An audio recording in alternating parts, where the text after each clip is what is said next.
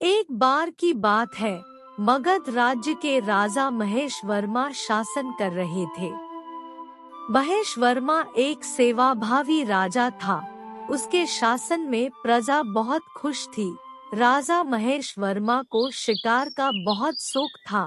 वे कई बार जंगल में शिकार करने जाते थे। एक दिन हर बार की तरह महेश वर्मा शिकार करने के लिए जंगल में गए, लेकिन जंगल में कोई शिकार नहीं मिला। कुछ देर बाद उन्हें एक हिरण दिखा। राजा उस हिरण का पीछा करने लगे। वह हिरण एक ऋषि की कुटिया के पास गया और एक खूबसूरत राजकुमारी में बदल गया। ये सब राजा एक पेड़ के पीछे से देख रहा था। महेश वर्मा हैरान रह गया कि ये सब क्या हो रहा है। महेश वर्मा राजकुमारी की सुंदरता पर मोहित हो गए। महेश वर्मा अपने महल लौट जाता है, लेकिन उसके मन में वही बात खटक रही थी कि एक हिरण खूबसूरत राजकुमारी में कैसे बदल गया। राजकुमारी का चित्र महेश वर्मा के मन में बस गया। राजा को उस राजकुमारी से प्रेम हो गया था। वो राजकुमारी कौन थी? मुझे उसकी खोज में जाना चाहिए। मैं कल प्रातःकाल में ही जंगल की ओर निकल जाऊंगा और उस राजकुमारी से अपने प्रेम के विषय में बात करूंगा।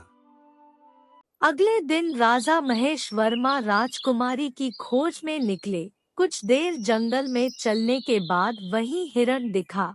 राजा महेश वर्मा उस हिरण का पीछा करने लगे। पीछा करते करते महेश वर्मा उस ऋषि की कुटिया के पास पहुँचे। आओ राजन, इस ऋषि की कुटिया पर आपका स्वागत है। प्रणाम ऋषिवर, मैं यहाँ एक राजकुमारी की खोज में आया हूँ।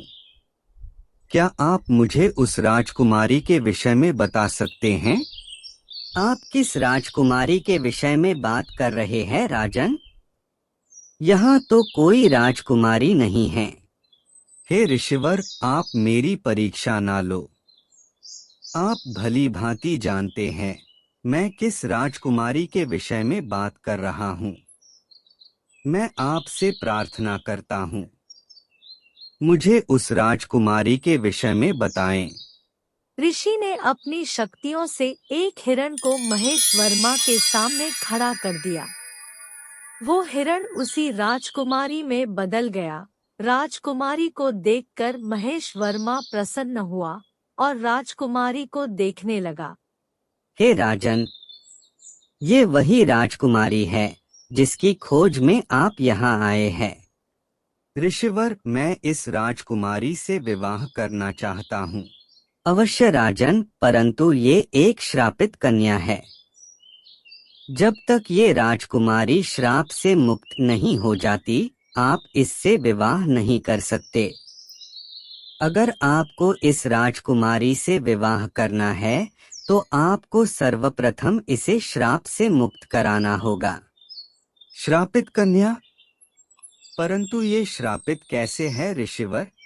हे राजन, ये पहले श्याम नगर की राजकुमारी थी। राजकुमारी का स्वभाव चंचल था। एक दिन राजकुमारी सैर करने जंगल में गई। वहीं एक महान ऋषि तपस्या कर रहे थे। उन ऋषि के साथ राजकुमारी चंचलता करने लगी, जिससे ऋषि की तपस्या भंग हो गई। ऋषि क्रोधित हो गए और क्रोधवश राजकुमारी को श्राप दे दिया।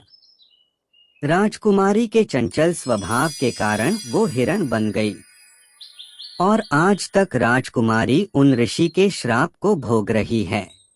किंतु इस श्राप से मुक्त होने का कोई तो उपाय होगा।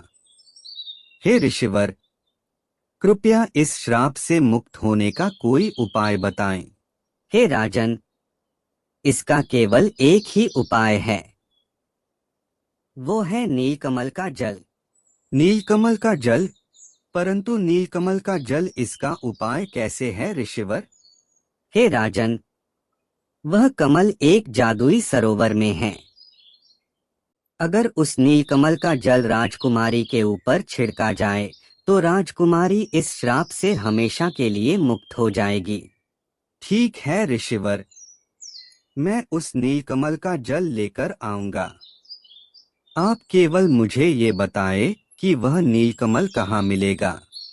हे राजन, वह नीलकमल इस राज्य की उत्तरी सीमा की ओर मानसरोवर के मध्य मिलेगा। किंतु ध्यान रहे राजन, वह कमल सरोवर से निकलने के बाद केवल सूर्यास्त तक ही कार्य करेगा। सूर्यास्त के पश्चात नीलकमल किसी उपयोग का नहीं रहेगा।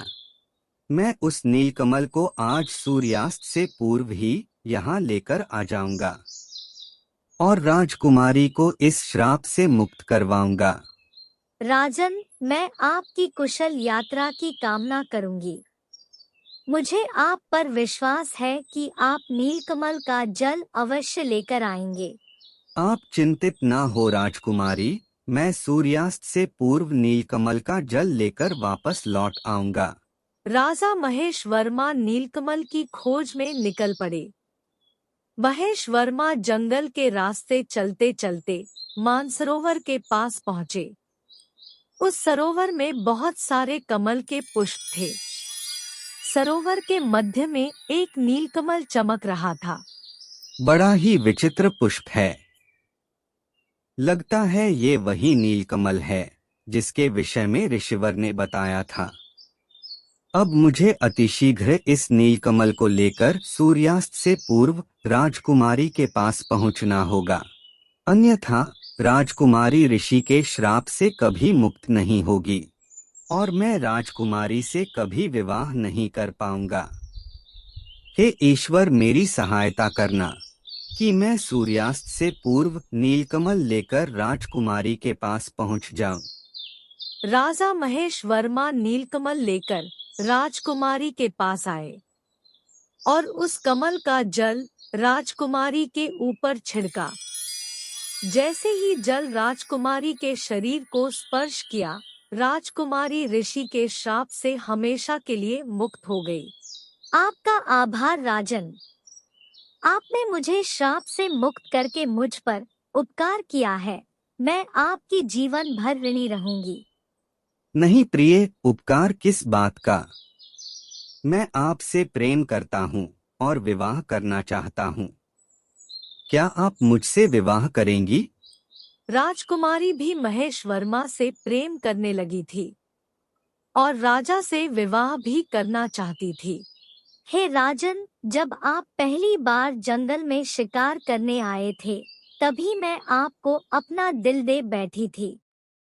मुझे उसी दिन से आपसे प्रेम हो गया। मैं आपसे विवाह करने के लिए तैयार हूँ। राजा महेश वर्मा और राजकुमारी का विवाह धूमधाम से हुआ और राजकुमारी मगध राज्य की रानी बन गई। लेकिन कोई था जिसकी बुरी नजर राजकुमारी पर थी। वो राजा महेश वर्मा को मारकर राजकुमारी को हासिल करना चाहता था।